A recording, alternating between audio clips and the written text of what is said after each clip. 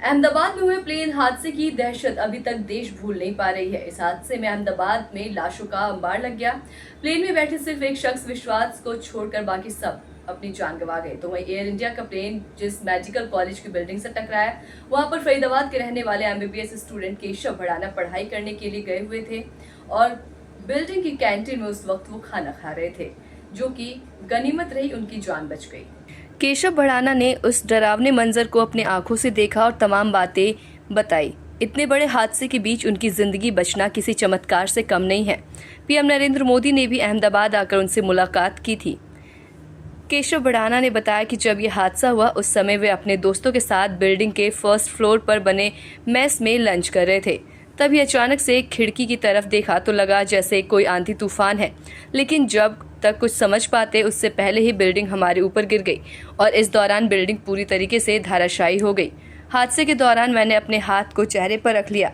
मेरे पैर के ऊपर भी एक पिलर गिरा हुआ था और मैं अपने आप को बचाने की कोशिश कर रहा था। इस दौरान मैंने देखा कि चारों तरफ चीख पुकार की आवाज़ आ रही है और एकदम से वहाँ अंधेरा सा छा गया था। उन्होंने आगे बताया कि मेरे साथ जो मेरे दोस्त खाना खा रहे थे वो भी बिल्डिंग के मलबे के नीचे दब गए थे। लोग बचाओ बचाओ की आवाज़ लगा रहे थे।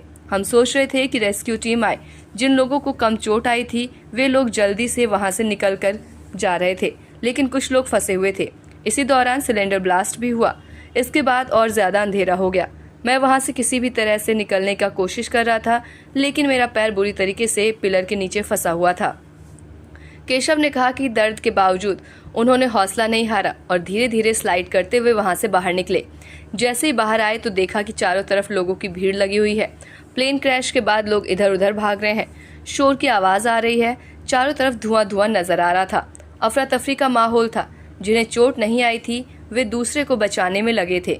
इसी दौरान मेरे एक सीनियर ने मुझे सिविल अस्पताल पहुंचाया। वहीं जाकर देखा कि इमरजेंसी में काफ़ी भीड़ लगी हुई है। कुछ लोगों को गंभीर हालत में लाया जा रहा था, जिन्हें बहुत ज़्यादा चोटें लगी हुई थी। उनका इलाज जल्दी चल रहा था। हालांकि मुझे भी चोटें आई थी। मेरा सिर फट गया था। हाथ और पैर में बुरी तरीके से चोटें आई थी और मेरा इलाज भी वहीं चल रहा था। केशव ने बताया कि अगले दिन प्रधानमंत्री मोदी हॉस्पिटल में आए और उन्होंने हम लोगों से बात की थी। मेरे से पूछा कि आपका कौन सा ईयर है, आप कहाँ के रहने वाले हैं, पढ़ाई कैसी चल रही है, आपके परिवार में कौन कौन है। आज भी हादसे के बारे में सोचता हूँ तो मैं कांप जाता हूँ, क्योंकि इस हादसे में जहाँ कई लोगों की मौत हुई वहीं मेरे 4 क्लासमेट की भी मौत हो गई, जिसके साथ मैं बैठकर खाना खा रहा था।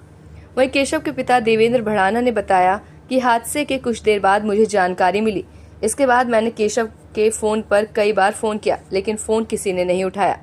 जैसे जैसे हादसे के बारे में जानकारी मिल रही थी वैसे वैसे मुझे डर सता रहा था। इतने में जब केशव को होश आया तब उसने अपने सीनियर को मेरा नंबर दिया, तो उसके सीनियर ने मुझे बताया कि ये जो हादसा हुआ है उस हादसे में केशव की जान बच गई। केशव ठीक है। मैंने उनसे कहा कि मेरी बात केशव से करवाइए, तो उन्होंने कहा कि मैं इमरजेंसी के बाहर हूँ और केशव अंदर, इसलिए बात नहीं करवा सकता। इसके बाद मैंने केशव के नंबर पर फ़ोन किया तो बेल जा रही थी, लेकिन फ़ोन किसी ने भी नहीं उठाया।